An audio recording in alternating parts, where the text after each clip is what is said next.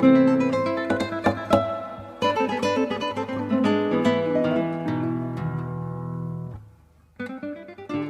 is Jeremy Tessmer with SGTV. The world is full of hidden wonder if you can afford the time to slow down and uncover it.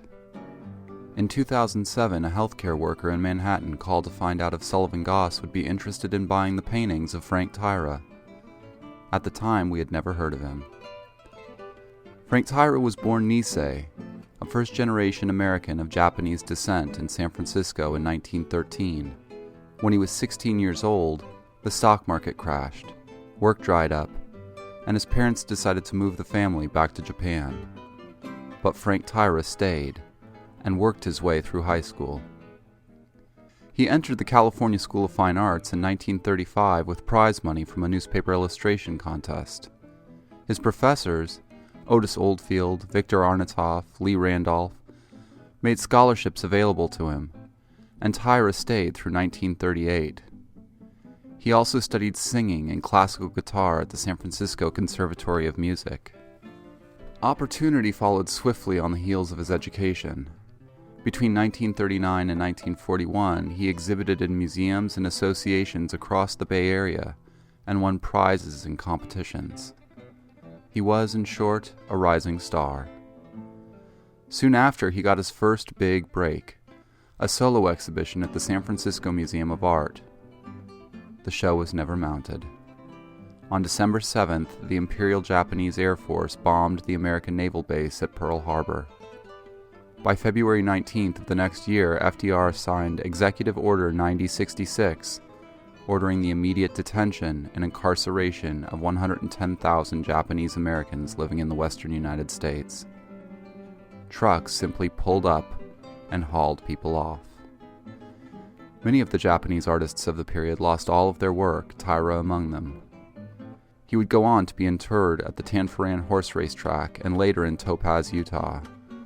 He joined others like Chihiro Obata, Mineo Kubo, and George Hebe in starting art schools at both facilities.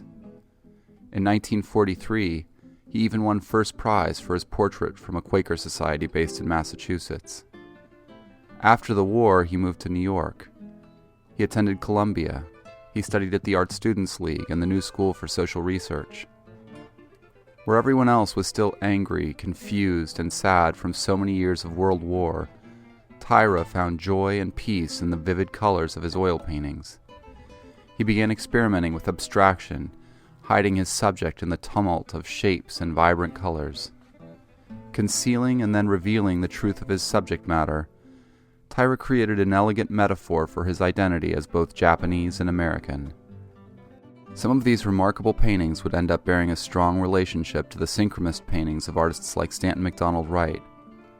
Indeed, the artist himself talked of the sympathetic relationship between colors and music, and made paintings that sang. Frank Taira returned to a realist style in the mid-1960s, but he continued experimenting with color and form for the rest of his life. In the last 10 years, curators and collectors have begun reassembling the lost history of one of California's largest populations.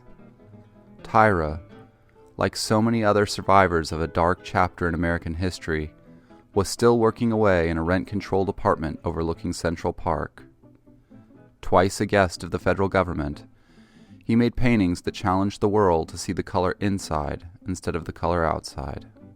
Frank Taira, The Color Inside, will be on exhibit through May 29th. Come see it.